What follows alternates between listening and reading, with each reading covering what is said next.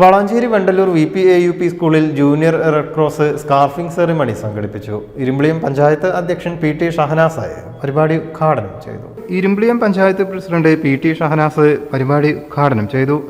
പുതുതായി ആരംഭിച്ച Red Cross യൂണിറ്റിലെ 20 വോളണ്ടിയേഴ്സിനാണ് സ്കാർഫ് അണിയിച്ചത്. School PTA president Hussain Kadiyath അധ്യക്ഷനായി.